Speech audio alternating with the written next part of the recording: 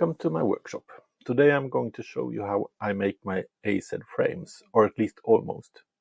I normally use a 4-sided planer or molder to make my top and bottom bars, but as most of you probably don't own one, I recommend using router instead.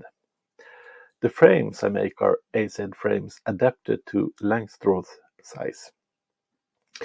This part will be a short one as there are no difficult tasks involved.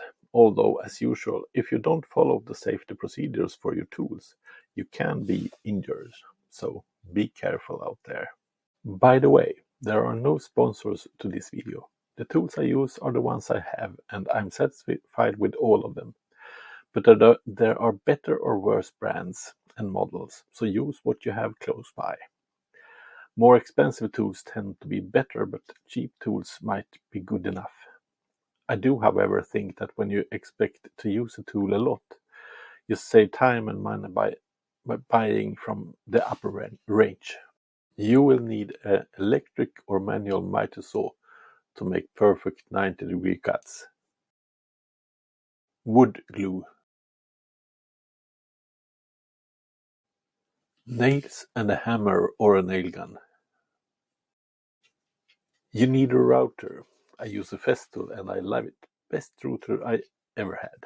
No, they don't pay me either, but it's a good router anyway. You need a round bit for the outer groove and a straight bit for the inner groove. You will need a metal string if you melt your beeswax in place, but then you probably don't need to do the inner groove. Unlike Hoffman frames, AZ frames don't hang from the Hive walls. Instead, they stand on metal rods, spaced apart with special spacers. Hoffman frames have ears to rest on the Hive ledges, but AZ frames don't. You also put a groove on the outside, on top and the bottom of the frame, so it don't stick. So why would we adapt the AZ frames to Langstroth? The answer is simple. Many beekeepers already have Langstroth equipment, like extractors and hives.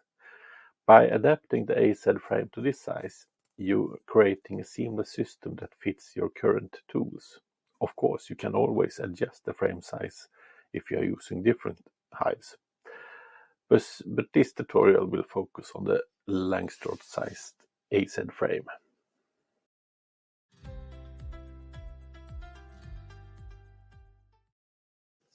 Plan the boards down to specification and route the grooves on the top and bottom boards.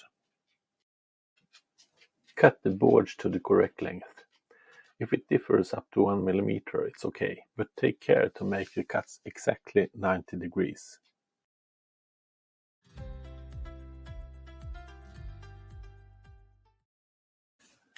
If you wire your frames, drill the holes on the top and bottom board before the assembly.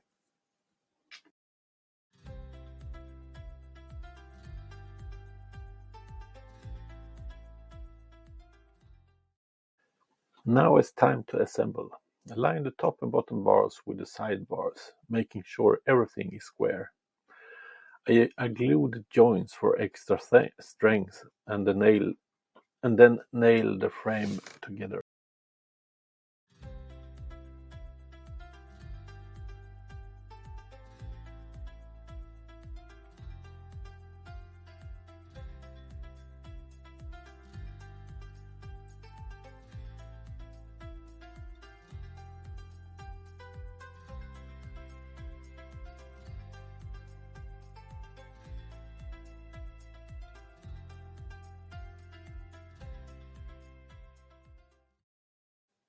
Lastly, I added the wire top to bottom 4 times.